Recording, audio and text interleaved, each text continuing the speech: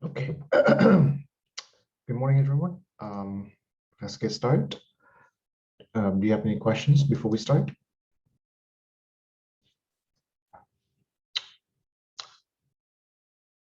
Okay, so as usual, so the plan today, right? There's a midterm today. So we're going to lecture until about, let's see here, I guess 10 o'clock or so. Wait, I'm a little confused already. I'll give you like an hour and a half, close to 2 hours to do the exam. So we're going to lecture a little bit, try to finish the look back option and the Asian option and start getting started on the American option, see where we get started, see what we can finish. But yeah, the plan is going to be kind of like we're going to stop at about 10 o'clock my time, and then, take a break, and then you guys can start the exam after that. Okay. So no questions. All right. So the goal today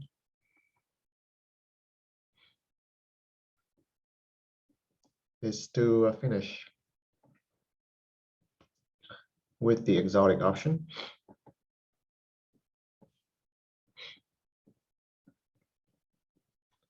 So specifically, what we want to do is we want to derive the PD. So the PD for the one that we have left is the remaining one is the PDs for look back and Asian options.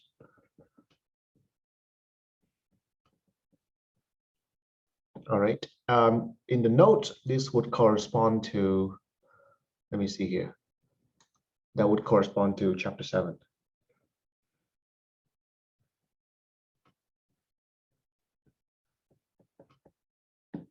So let's recall what we have so far, all right, and where we left off. So recall.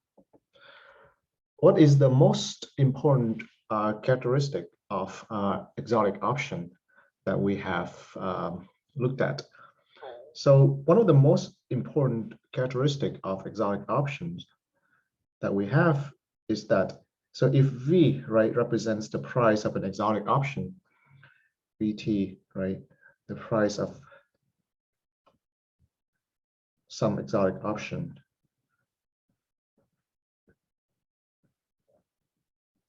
and by exotic, we mean path dependent, right?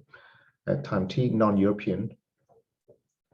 Then one of the most important conclusion and kind of generic that we come up with is that V is not only a function of T and ST, but some other factor, right? Some other extra variable. So here.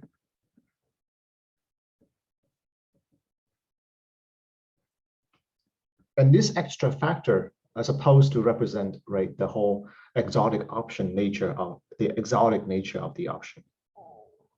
So for example, with the look back, we see that V is a function of T, ST, and YT, right? Where YT is the running max of the stock price up to that time. It should be not surprising that with the Asian option, as you will see,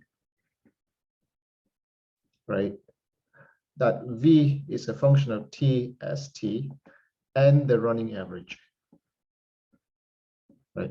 And so actually, we could also call this YT, right? But the two Y's in the two options are very different. Okay. Finally, I mean, well, actually, we study this first, right? Let's say the the Berry option, let's say the up and out.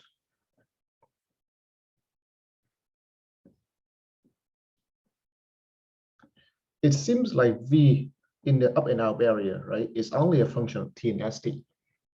Is that correct? Like in the Berry option, there's no path dependent at all. So maybe that's an exception to this kind of observation, that the exotic option somehow depends on something extra than just T and ST.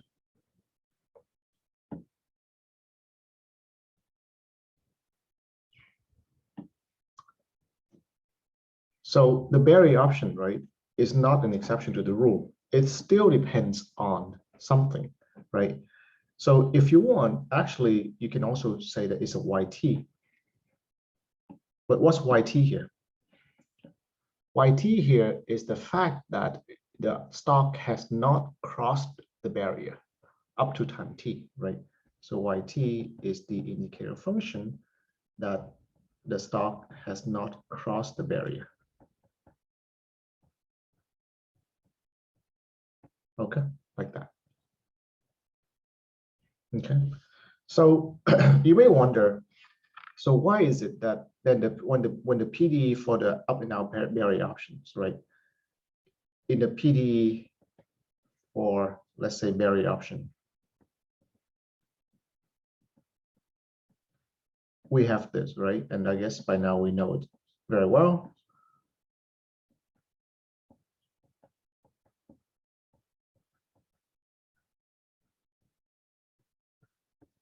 We have this.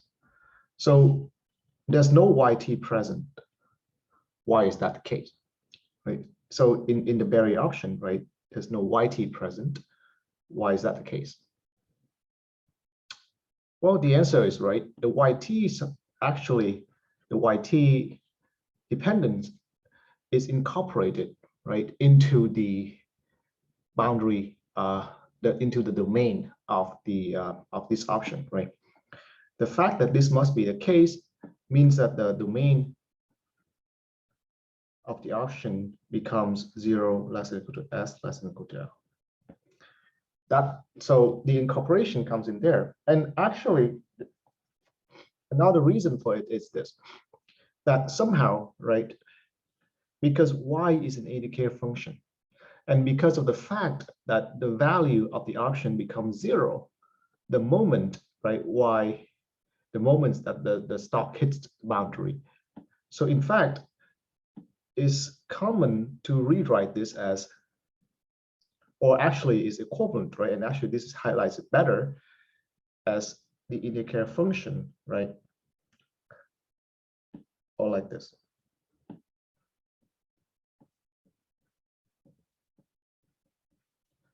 So in fact, right, I mean, like probably like this, V tilde, right? Another V. So in fact, the up and out barrier option is also a function of some extra variable, right? The variable that keeps track of whether or not the stock has passed the barrier up to by the time t or not, right? But because of the nature of this indicator function, and also because the value of the option will be 0 if this has been crossed. So the dependence can be split, right? Can be splitted into two functions. And when we write the PD like this, what we were writing was the PD for V tilde, right, instead of V. But it doesn't matter, right? I mean, introducing too many notations just not gonna help, right, understanding. So we will just kind of skip this kind of observation. But I want to kind of, now that we are at the end of exotic option, right, I want to kind of put everything into the same framework so that you see, right, what's going on. Any question on this?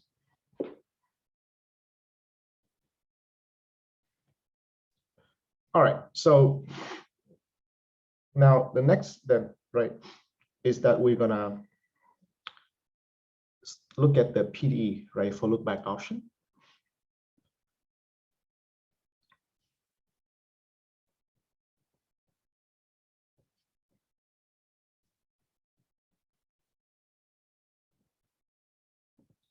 And so let us just write down the PDE and then, we're gonna explain why, right? The intuition why this is true. So the PD for look back option will be something like this: minus RV plus V sub T plus V sub X RS plus 1/2 V sub XX sigma square S square is equal to 0. So another surprise, because right, somehow with the look back option, even though there's an extra variable, this extra variable also does not show does not show up, right? Also does not show up in the PD, which I recall, I think Don was guessing, right, last time, that somehow V sub Y or something like that should show up in here. Well, surprisingly, it doesn't. So where does it show up, and why doesn't it show up in here, right? So it shows up, first of all, in the domain, right? The domain of this PD actually is the domain of 3, right, variables. So T, of course, is between T and little t is between 0 and big T. X, right, or S rather, being the stock price, must always be no more, right, than the running max. So 0 less than equal to S less than equal to Y. So first of all, right, there's this kind of natural domain of the variables with each other. So notice, right, this L right here is not a variable of the PD, right? This L right here is just a fixed number that so it's a rectangle like this here, right? That's the domain. Here, the domain is a 3-dimensional object, T, S, and Y. But if you just look at S and Y itself, it's gonna be limited to something like this, right? Where this is S and this is Y. Okay. So, but stating the domain by itself, or maybe I should draw it then, right? Stating the domain by itself is not, it's just the beginning, right, of the observation.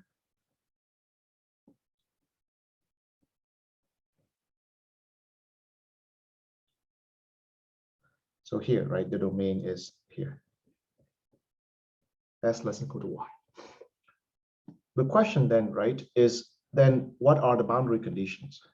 What are the boundary conditions at these places, right? And so we see that the nature of Y, right, the dependence on Y starts to show up at the boundary conditions. So the boundary conditions are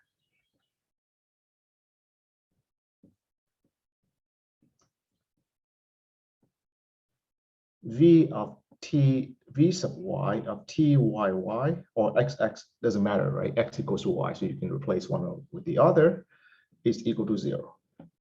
So in other words, there is, like, you know, quote, a delta, but, you know, like, so the change of the option value with respect to the running max, right? This will show up, you know, this will normally be non-zero, right, in here, but at the boundary, then this V sub Y is going to be equal to 0, first of all. Second, right, so this is at X equals to Y, right, or S equals to Y.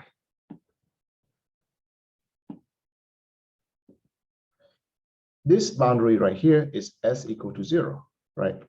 At S equal to 0, what happens? So another new thing maybe is that with the vanilla option or with the berry option, right? When the stock hits 0, then the option price is 0. Okay. So with the berry option, we didn't write down the full condition for this, but when the stock hits 0, then the berry option, right, is going to be 0. The reason is usually based on the payoff depending on S, right, on the stock. So actually here is a call option. So this is up and out barrier call, for example, right?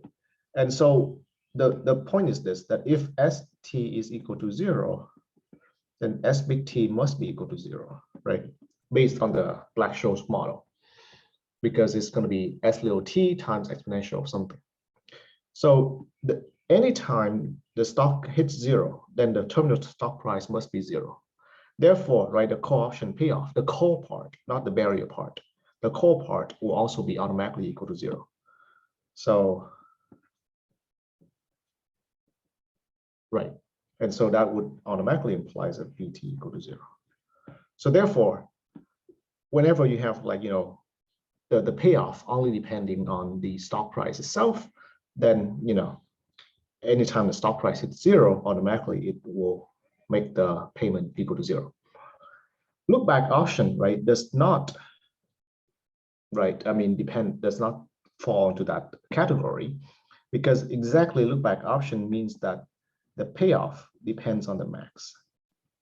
So generally, right, the most general way to say this, describe look back option is something like this, where so the payoff, right, it can depend on the stock, right, but the highlighted feature is that it depends on the running max, right? So here y is running max. So by the way, I hope the notation does not confuse you. I use the same notation y, right, in 3 cases, just to not introduce extra notation. But y, right, in the look back option means the running max. In the Asian option means the integral, right? And in the vary option means the indicator.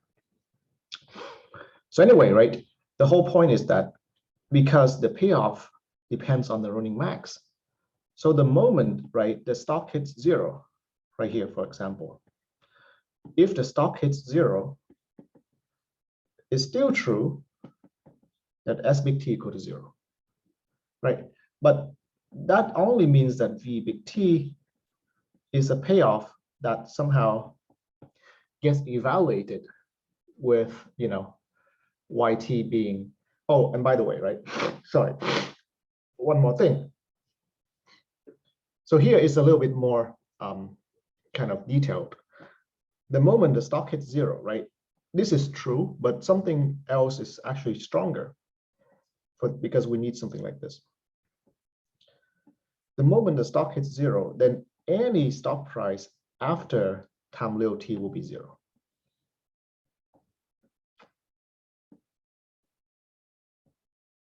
Agree? Because I mean, like, actually when it hits 0, then the whole stock after time little t is going to be 0.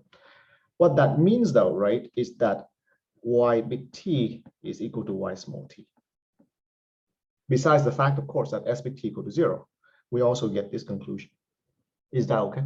Because, right, there's no extra max, right? The max doesn't get picked up anymore, right? I mean, it's kind of hard to believe somehow this happens, but suppose something like this, right? Like this. This is the stock price. Okay. So, right. So here, this is T. So here, S of T equal to 0. But what's Y of T? Y of T will be this value right here, right? Whatever that is. Let's call it Y naught. Right? And so if you continue, right, to big T, then the max, right, of the stock up to time big T is still this value.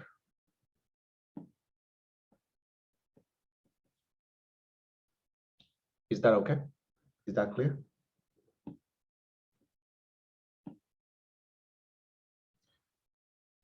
So what that would affect, right, is that V big T then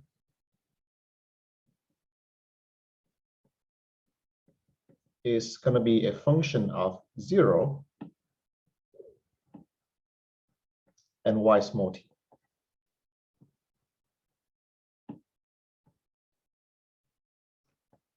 Sorry. Okay. So what that means is V small t, which is exactly our boundary condition here, right? Our boundary condition is when the stock price hits 0.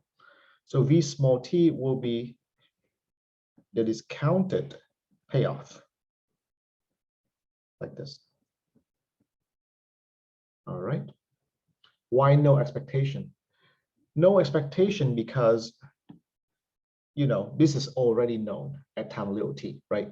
The running max does not change from time little t to time big T. Therefore, the price at time little t is just this exactly without any conditional expectation. So in other words, right, the boundary condition at stop price equal to 0,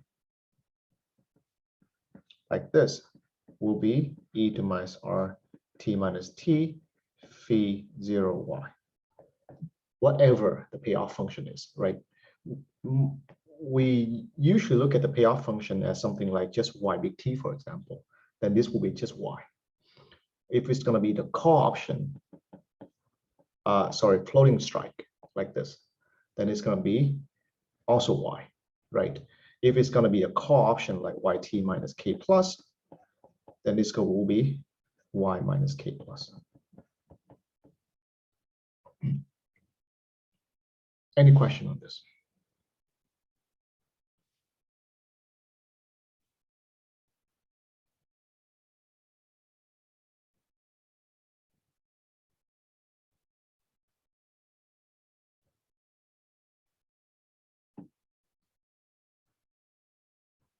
Okay, so we have stated, right, two boundary conditions. One is easy. This one is a mysterious. This one is to be explained. All right, together with the non-dependence on the y in here. The last part is also easy, right? The last boundary condition is when little t be equal to big T. But this is easy because by definition, it's just phi xy. Sorry, sy, right? Whatever that is. Excuse me.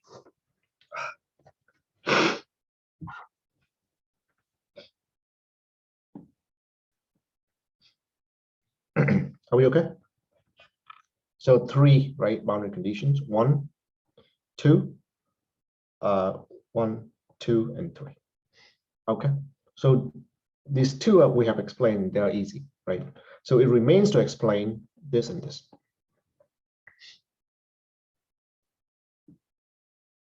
Any question?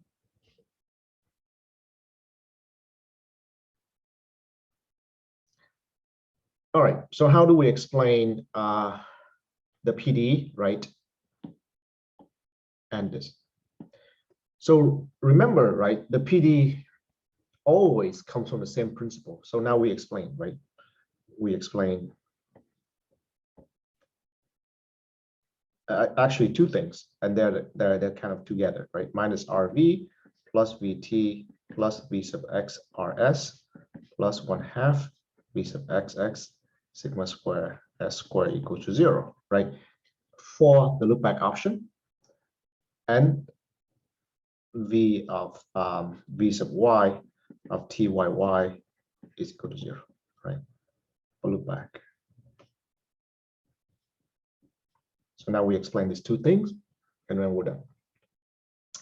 So remember that the PD itself always comes from the single principle that the discounted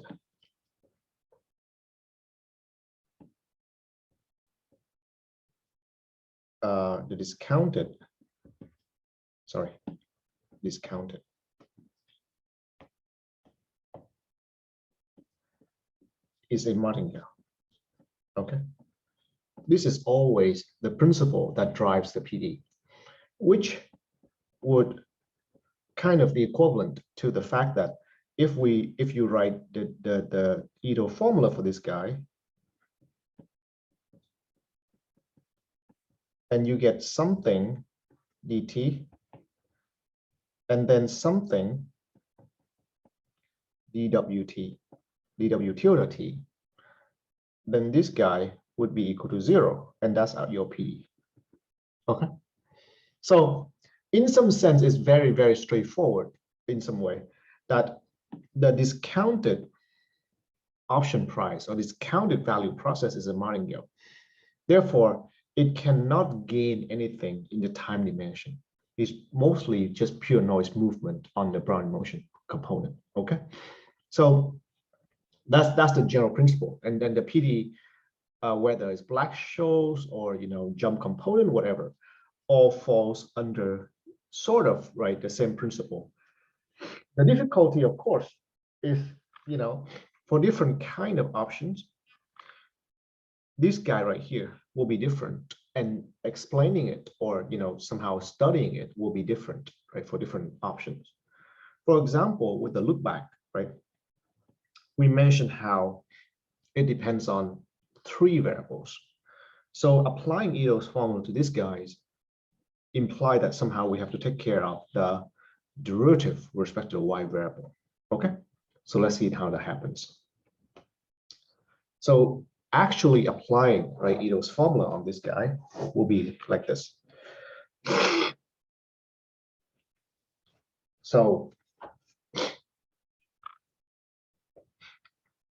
d eta minus rt bt, right, will be, so remember v now is a function of t, st, and yt, right, three processes. So first, right, this differentiating with respect to the t give us this. All right, so that gives us this minus rv right here. And then differentiating with respect to v, right? So something like this. Let me now write this.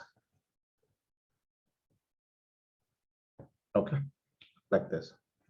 So that's the derivative with respect to t.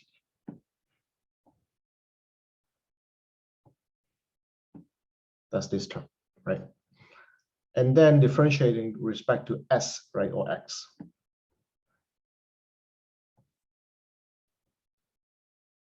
dst. Then differentiate with respect to y.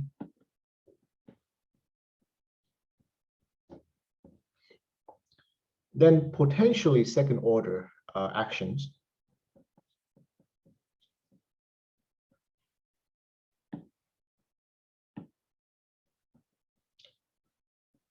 Let's just write like this. Okay. That's not the only one, right? 1/2 vyy dy. So dy squared, right? Let's just do that. And then 2 times 1/2, right? Vxy dst dyt. Okay, so if we were to study the Ito's formula, and this is, by the way, just Taylor series expansion, we will pick up terms like this. And then we will organize them, right, into the Brownian motion component and the dt component, and say that because this is a martingale, the dt component will be 0, and we get our PD. Any question on this?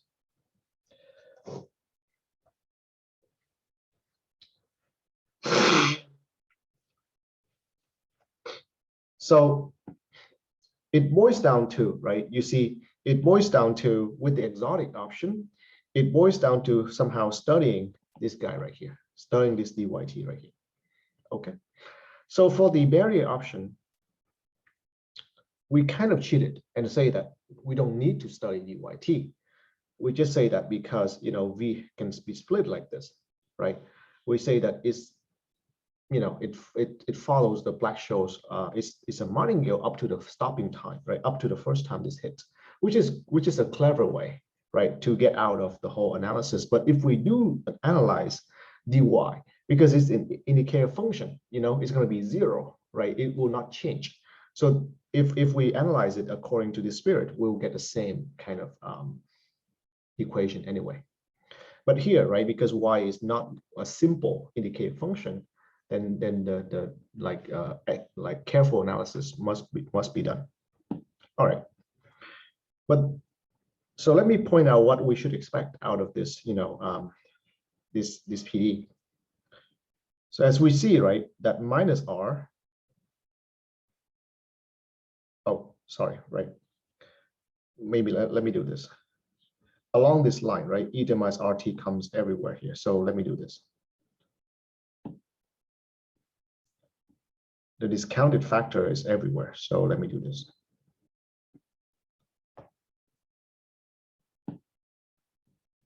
It's just an annoying thing, minus rt all the way like this. Okay.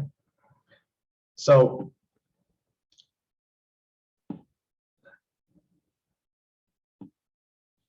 the discounted, sorry, minus RV is right here. V sub t is right here, right? So V sub x, right? And then you have dst. Remember that dst, because of the Black-Scholes model, r st dt plus sigma st dw tilde t. So in terms of the dt, right, component, then v sub x dst would pick up v sub x r st dt. So that explains the vxrs here. Okay. V sub xx dst square, right? Now dst square will only pick up this component square because dt square is 0 and dt dw tilde t is 0. So 1/2 vxx dst square will pick up exactly sigma square s square. Is that okay? So in other words, right, when we glance at our Ito formula, terms, right, 1, 2, 3, and 4 account for the PD. Of course, you know, this is kind of ad hoc, right, explanation. Trusting that this is true, then only terms 1, 2, 3, 4 show up. Does it make sense? I mean, like, of course, I mean, like, this is not explanation, but it guides us, right, into understanding what we need to show next. Because 1, 2, 3, 4 completely accounts for the PDE. That means, right, 5, 6, and 7 must all vanish. So somehow, right, 5, 6, and 7 equal to 0. All right, and that's what we need to explain. Any question on this? So that's what we will go in next. And notice, right, 5, 6, 7 are all terms that deals with the y component, right, dy. All right, so that's the key to the look back PD. That somehow when it comes to the dependence or the y movement, right, they don't show up. They don't show up. They are equal to 0. That's why we got the PD the same way as the Black-Scholes PD. Is this okay?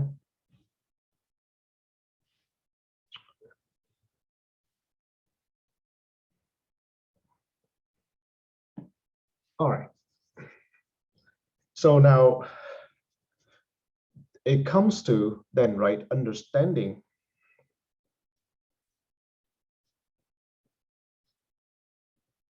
the dyt component. What is y? Y is that running max.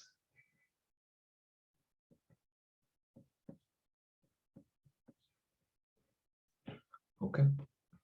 And actually, you see that the whole story of exotic option really is the whole story of understanding that extra component. Because even with expectation, right? Remember, we studied the reflection principle of the prime motion. For what? So that we can learn the distribution of yt.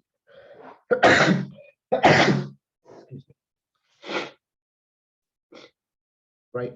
So we basically all the work is done to understand the exotic option so that we understand the extra component like this.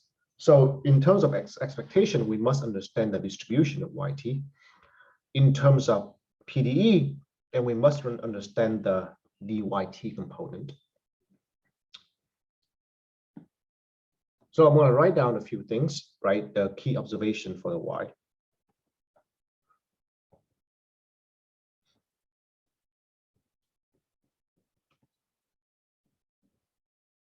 First, yt is non-decreasing.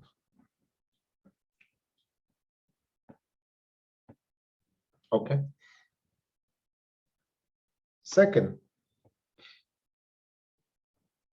Of course, y, right? Yt is bigger than st. We know this for sure. But most importantly, right? Y only increases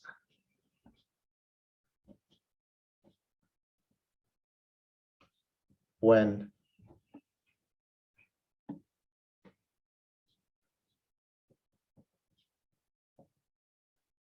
all right, these two components, these two key observations. And it's exactly these two key observations that explain why 5, 6, 7 are equal to 0. Okay. Now let's take a moment and see if you understand both of these right here. Why is it that y is always non-decreasing? And why is it that y only strictly increases when y equals to s? Do you see the intuition here?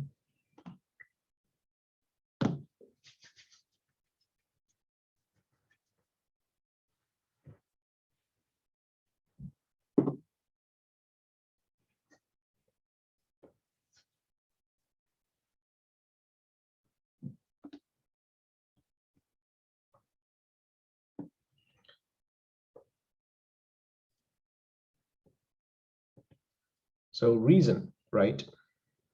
First, how to show that y is non-decreasing?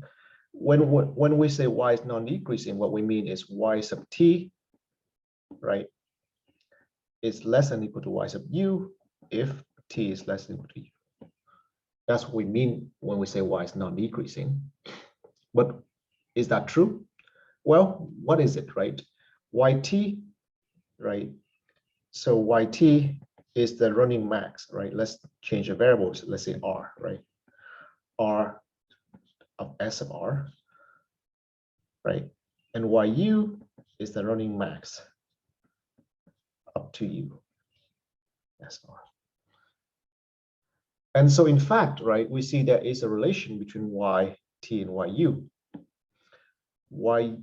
Yu is the max between yt and the running max between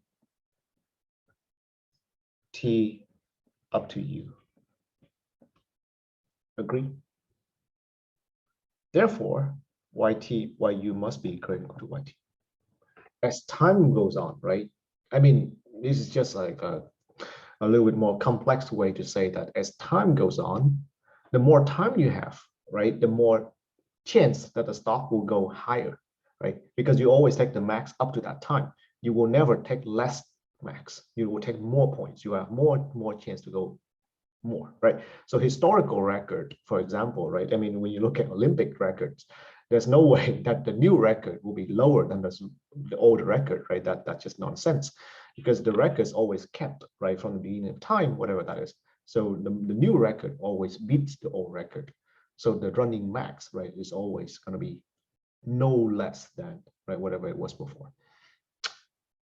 So that's easy, right? The second can be explained with just a picture, right? So the picture will be something like this. It's sort of like what we draw last time, but let's just do this, right? So this is the stock, right? So I mean, let's do this is like the point t0, right? So t0 is clear that the running max is y0, right? Now it's kind of harder to draw, right, the running max up to this point because it's up and down, whatever. But what I want to say is this, right? After t0, what happens? So after t0, right, I'm very sure that after t0, at least up to the point I'm drawing, this is yt, right? In fact, the stock can do whatever it does, but y will never pick up until this moment. Do you agree? Because up to that time, right, all the running max is never beats that previous record. All the running max up to here never beats that previous record. So therefore, right, when you look at the running max up to that point is a horizontal line. Are we okay? Now, of course, right, if somehow here the stock goes up like this, then Y also starts to pick up.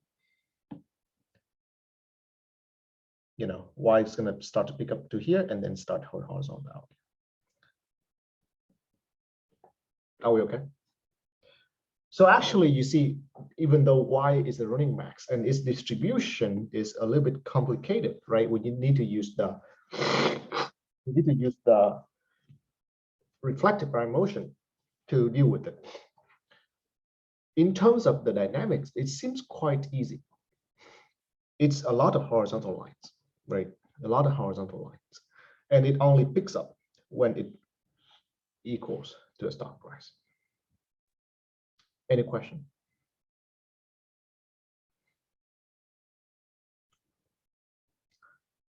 So actually, right, this is already kind of explains why you see that Y is 5 equal to 0. 5 is equal to 0 because dyt is mostly 0. There's no change in Y. Okay. And of course, we need to explain this and this, but you know, it's a quadratic action.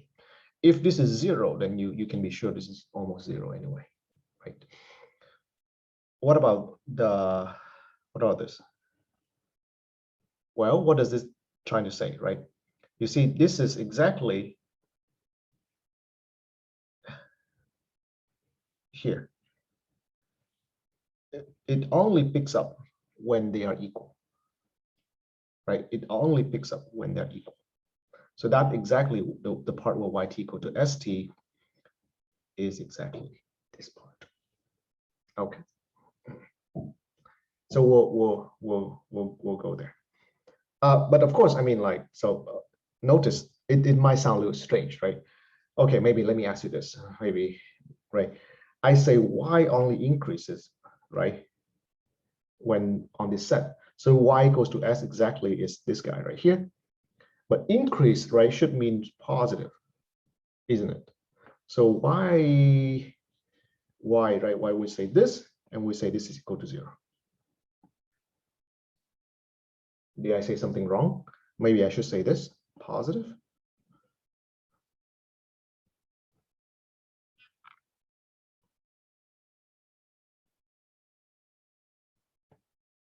Do you understand?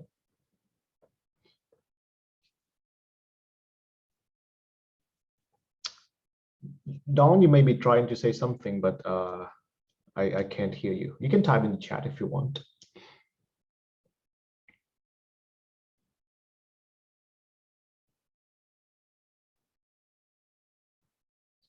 Okay, so what do you understand? So I guess my question is, right, why is it that, did I say something wrong here? That Y only increases, right? So increase means positive derivative. So why is it I write this equal to 0 here?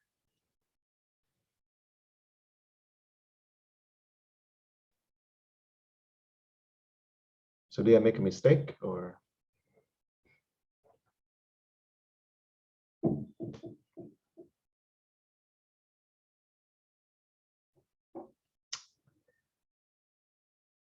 I think your mic is not working, Don. I mean, I can't hear you unless somehow I'm muted, but I don't think so. Okay, so what I meant to say was like, oh yeah, okay, I can hear it you. stopped increasing at that point and then it resumed increasing afterwards. No, right? Actually, it increases at that point, and then it stops increasing afterward. Right? Actually, I think I'm not sure that's what you said, but it actually is the opposite, right? It starts increasing here. Oh, I see. Yeah. So that's why my question, because it increases on this, so it should be positive. So did I make a mistake?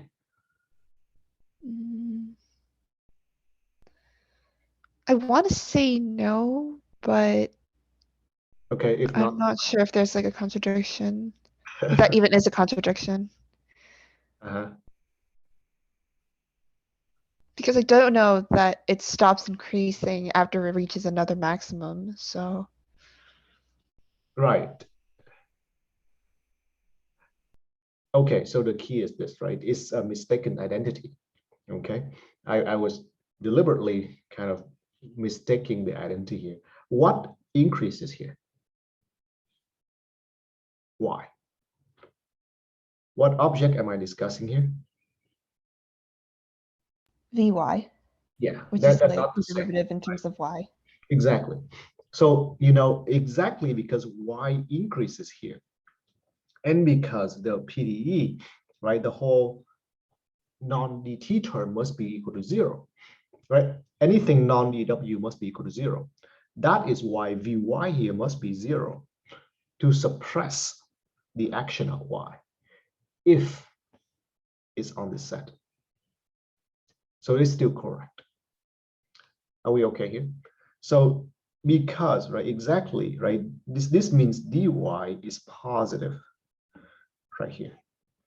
But the PD principle requires us that anything non-martingale must be 0. Non-Brownian motion, right, must be 0. Anything that does not, right, contribute to the martingale component, which, right, makes everything levels anyway, right? Anything that has a tendency to drive the stock up and down, sorry, the price up and down, must be equal to 0, right? So the dt component must be 0, but the dy component, when y have a chance to drive the price up, must also be 0. And that's why this is equal to 0. Does that make sense?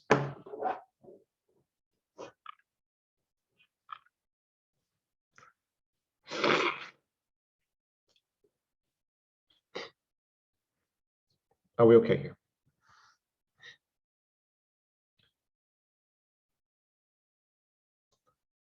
All right, so let me show you, right?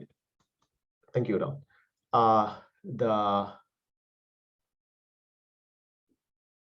Where was it?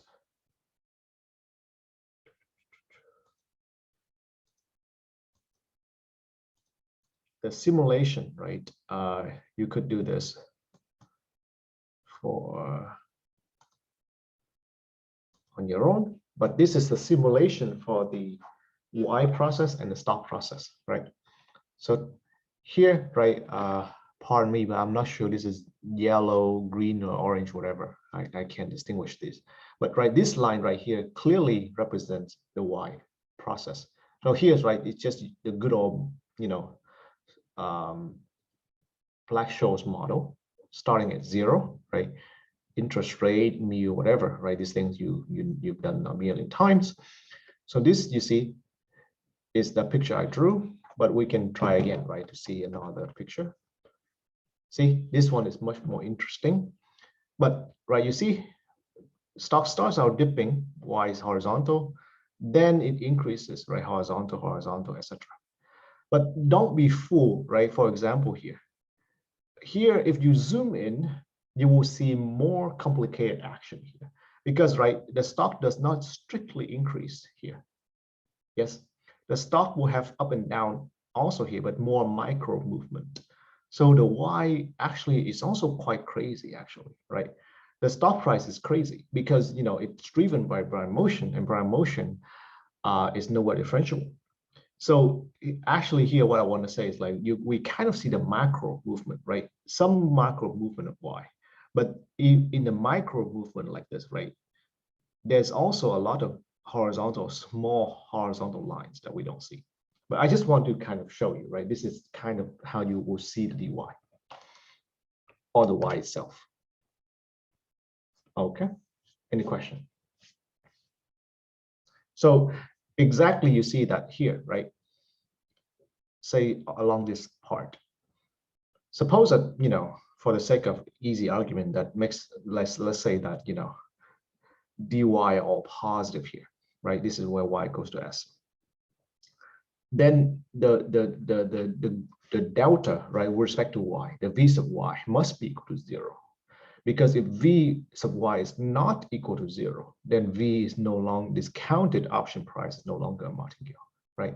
In other words, I mean, I guess in traders' language, right? If somehow that v sub y is not equal to 0 here, then whenever the stock is equal to its running max, they can trade somehow to make a you know, risk-free profit by knowing that you know, the option price will go up. I mean, if it were the case that the V sub y is not equal to 0, right here, then there will be an arbitrage opportunity. But exactly because V sub y is equal to 0 here, so when the stock price, right, hits the running max, and actually when you think about it, right, a look back option trader would definitely kind of watch out, right, for when the stock price, right, hits the running max, because at that time exactly when the running max has a chance to increase. Is that okay? So that's exactly where I guess as an option trader, I would be looking for these places right here. Just the same as like a barrier option trader would be very careful when the stock price is close to barrier, for example, right? So this is probably the interesting action right here for a trader.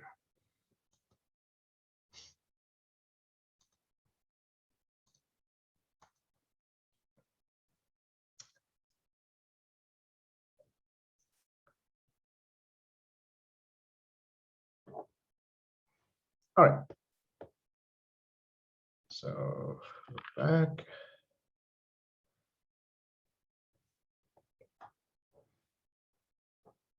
So these two observations, right, show us the several things like this. So we almost got the P. Okay, so these two observations implies that V sub y must be equal to 0 on y equal to s. Otherwise, right, e to the minus rt by vt is no longer a martingale. Okay. But on the other hand, right, because dy is mostly 0 all the time, and when it's positive, vy is equal to 0. That's why 5 is equal to 0. This term doesn't show up, right? That's why 5 is equal to 0. This term doesn't show up. Okay. Now it remains to explain this and this. So let me just say this, all right? So why is it, right? dyt square is equal to 0 and dyt dst is equal to 0. I mean, I hope that you almost kind of believe me already. Why? Because you see that dy, right, most of the time are zeros anyway, right? But still, right, that doesn't explain it, because there are times when dy is not equal to 0, right here, for example, right? Isn't it true that here dyt square may not be 0 because dy is not 0? The answer is this, right? This comes from a generic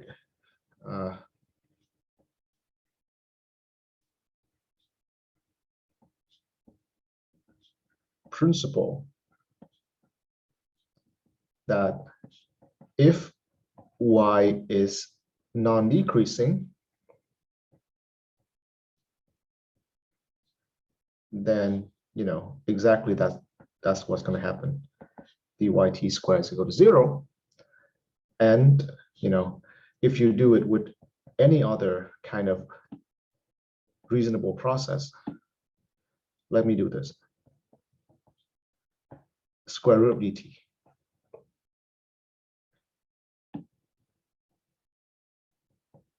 Okay, because here, right, dst is like, you see it because it has prime motion, it's like square root of dt. All right, so I don't want to go too much into the analysis here, but let me just roughly explain why it's true. So if y is non-decreasing, okay, what happens?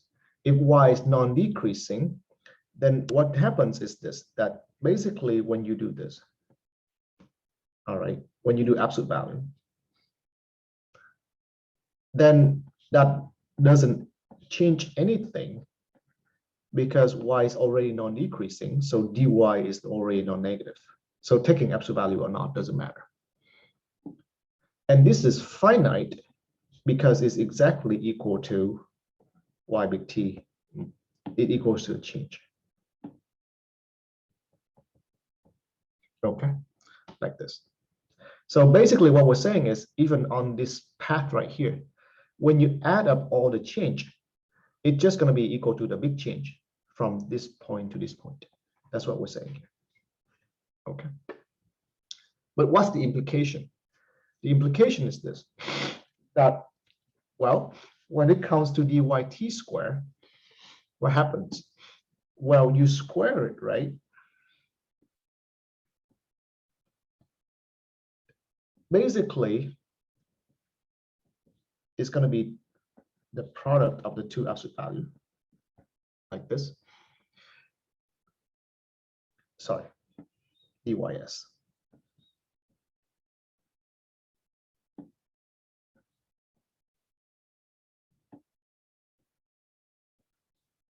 All right. And somehow you can say this is less than or equal to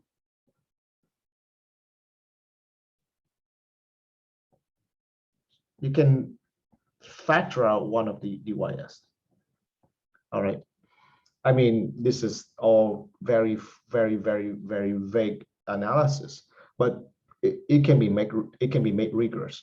Basically, you know, you have the product like this, right? You just take out the biggest term here, over here, but because this is a differential, you know, it's going to be squeezed to zero. So actually, this max is going to go to zero. It is exactly equal to zero.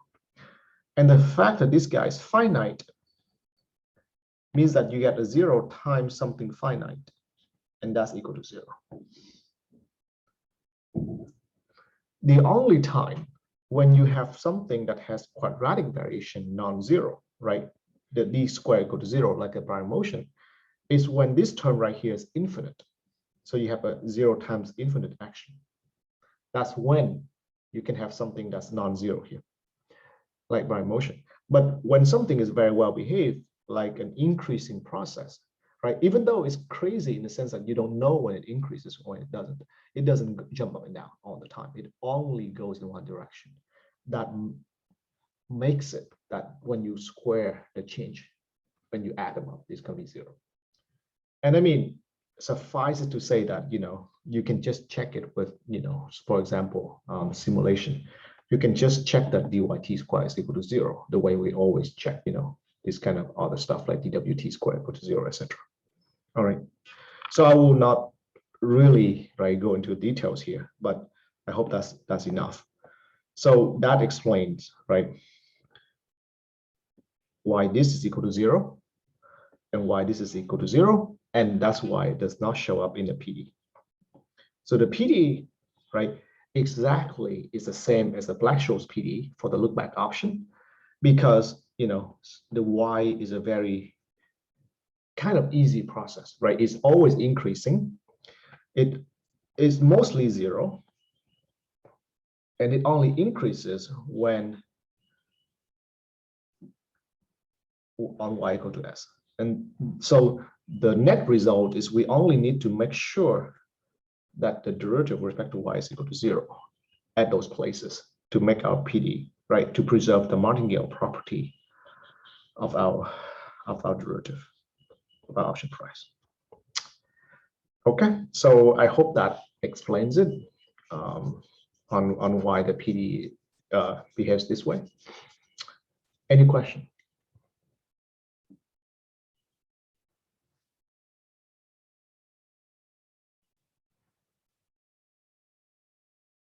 All right, so I will finally, right, let's discuss the PD for Asian option.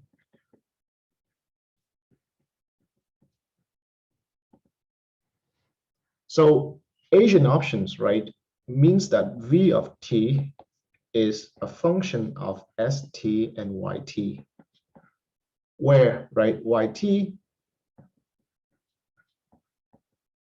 is the average. All right. But you see, most of the time, right, the one that really drives the action is the integral. This is just going to make the average out. The 1 over t doesn't really change the way we understand the option too much. For example, right, we can have an Asian call where we have something like this. Sorry.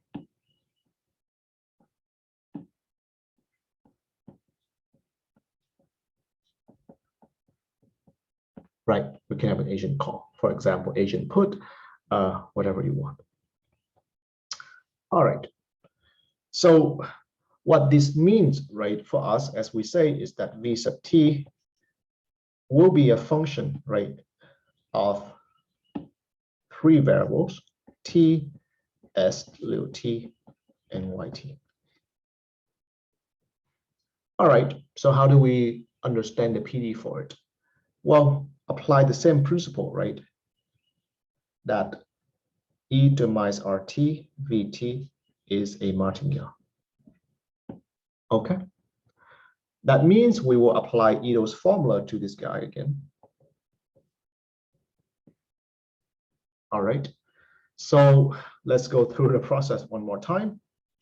We got e to the minus rt outside minus r times v dt plus v sub t dt plus v sub x ds plus 1/2 v sub xx ds square plus v sub y dy plus 1/2 v sub yy dy square plus 2 times 1/2 v sub xy dst dyt, where, right, yt now is the integral. Are we okay?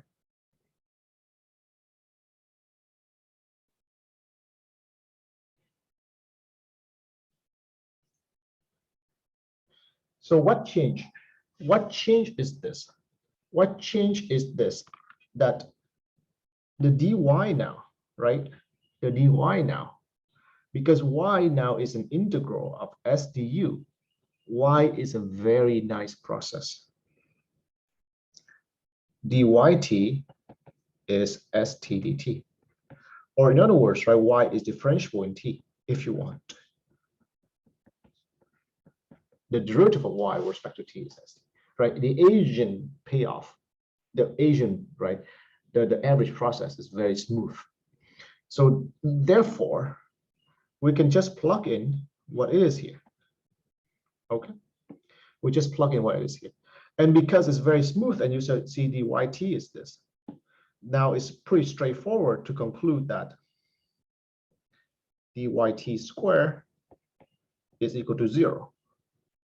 Why? Because it's dt square, right? Something dt square. It's also straightforward to conclude that dst dyt is equal to 0.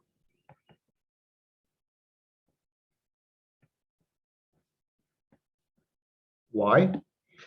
Because ds, right? dst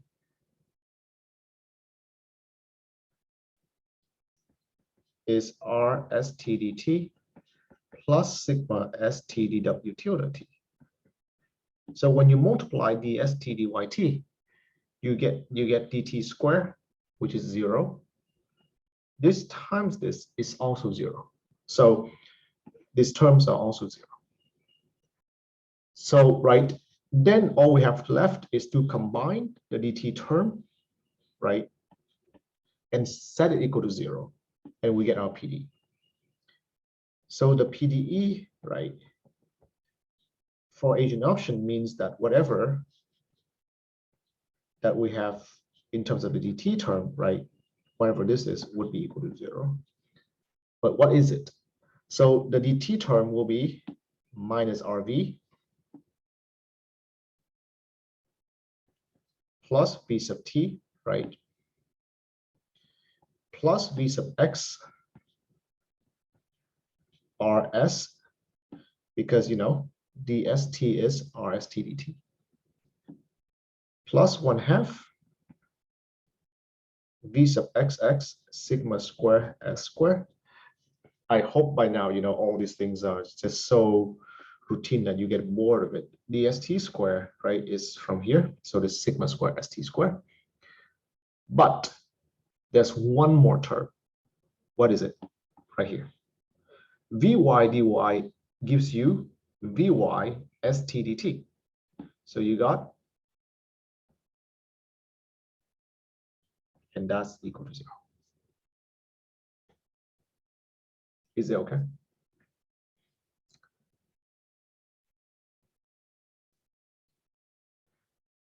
All right, what about the domain of this?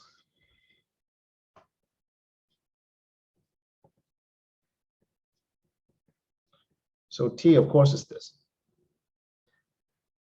Is there any relation between s and y? Like the look back option, s is less than or equal to y, something like that. Any relation between s and y here? Where y is the integral, right?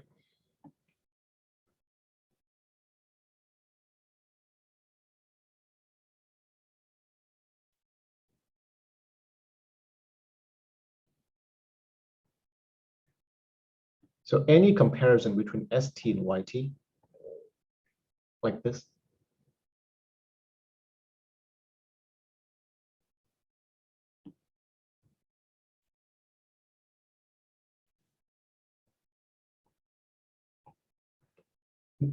The answer is no, right? In general, there's no comparison, right? This value can be bigger than st, small than st, whatever, right? There's no comparison. So in general, there's no comparison. So the only thing we can say is they're both non-negative. That's it. Okay. This then, right, makes it a little bit challenging to pose their boundary condition.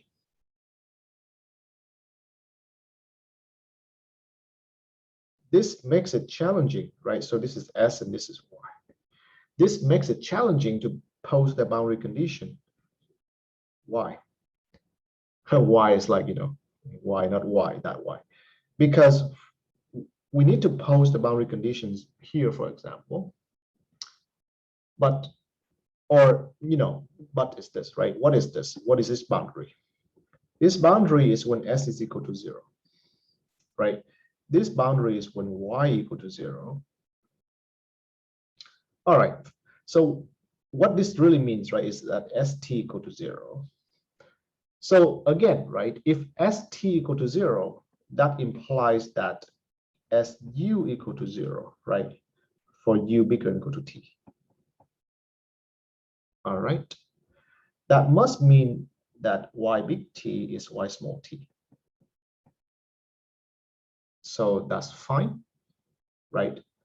That must mean that y big T equals to y small t because, the integral, right, of su du from time t to time big T is going to be equal to 0. So therefore, right, when s hits 0, right, so phi, right, s big T, y big T will be just phi of 0 and y small t. So therefore, the boundary condition here is still discounted, right? Discounted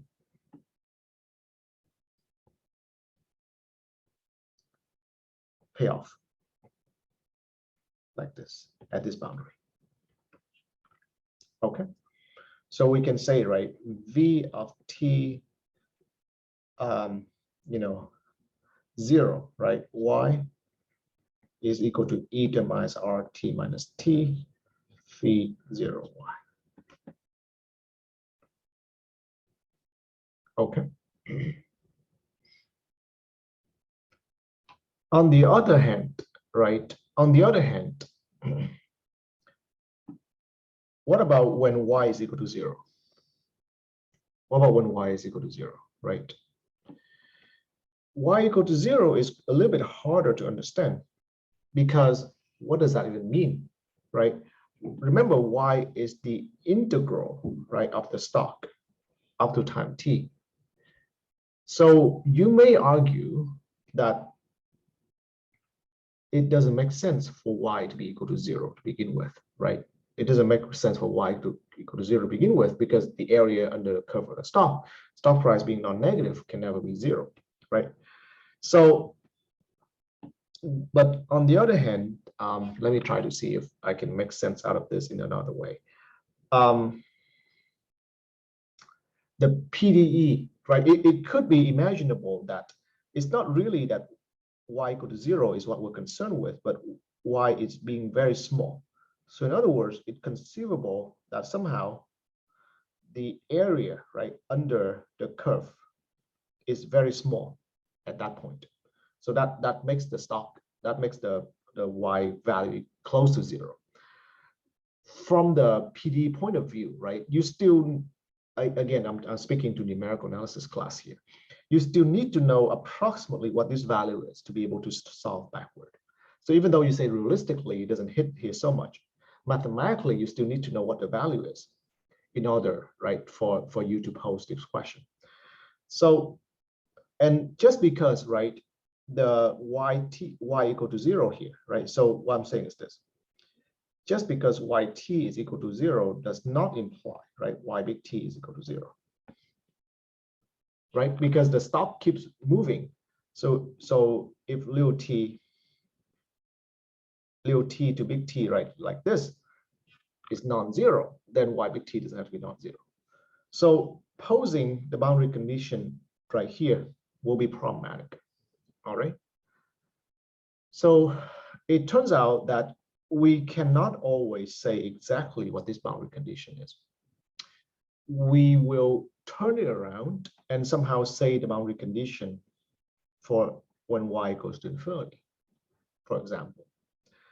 And that also is kind of weird, right? There's no boundary at infinity of y. What are we talking about? What we're talking about is like a hypothetical condition where you set your PD to be very large upper bound, and you start solving backward down here. Okay, you start your PD from the very high upper bound, and you start to solve it backward, because now your boundary is something like this, and you solve it backward. Okay, so we set the boundary condition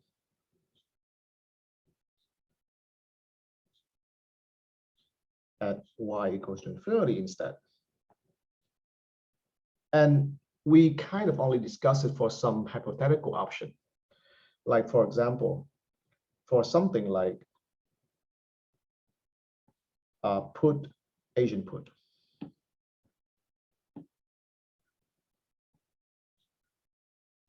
Like V big T is K minus, right, 1 over T YT plus. So the argument is this: if, right, y is at infinity, then basically, I mean, if yt is infinity, then y big T is going to be infinity. It can only be more, right? So actually y is also increasing process because stock price is increasing. Okay, so but y big T is infinity, then that makes it equal to 0. So that means V big T equal to 0.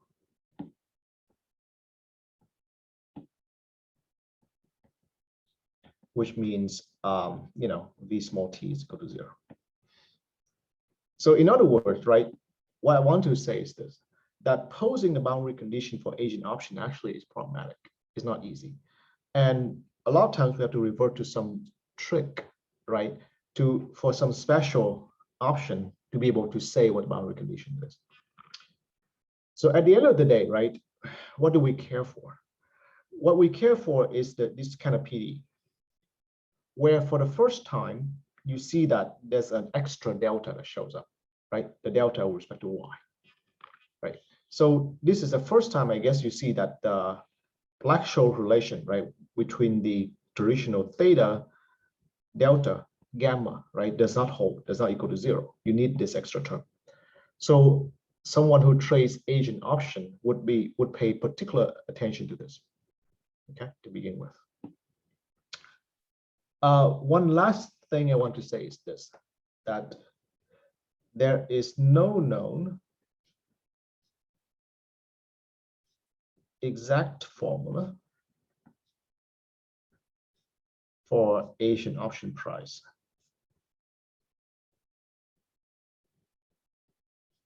In general. So in other words, there's no, like the reflection principle of the Brand motion. There's no pricing by expectation. So if you look back into the notes, there's no pricing by expectation for Asian option. Okay, so it's kind of very, very strange. For in some way, right? The integral seems to be much easier to understand than the running max. On the other hand, when it comes to computation, which actually, by the way, as a quant, right, that's what you kind of get paid to do, it becomes much harder. Because I hope by now you are convinced that if you just rely on Monte Carlo simulation, that's no good, right? Monte Carlo simulation is not precise enough for you to compute the theta, delta, gamma precisely, okay? And actually, well, okay, so that's not bad news, because that means that you just have to find ways to improve your Monte Carlo simulation, right? So in other words, you need to work harder at the computation for the price and the Greeks of the Asian option. And that, in a way, right, computationally goes beyond this class, because there's no known exact formula, there's no closed form formula, right? And then the computation requires you to know more advanced Monte Carlo techniques, which also is not, covered in this class. Okay, so in that sense, Asian option is harder than the look back and the Berry option. All right, any question?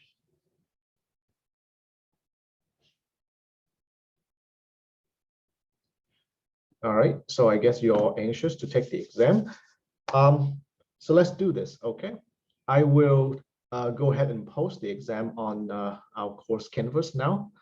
It will show up in 2 or 3 minutes. So let's take a break, all right? And let's come back here at 10:05 my time. And then I will break you down. I'll break you guys up into individual room as before, and then you can just start taking the exam. All right? Questions? So you can start the exam at 10:05, right? And we'll end at like 11:40, 11:45, whatever. You can be a little bit more flexible on that. Let's see. Am I available after the exam? Yes, I am available. Yeah. Sure. Yes. Okay. So, all right. I have a question. Sure. Should we open the camera? Yes, after the exam. I mean, well, once I break you into rooms, then you should open the camera, right? Okay, got it. All right, cool. Just like last time. All right, cool. All right, so back at 10:05, okay?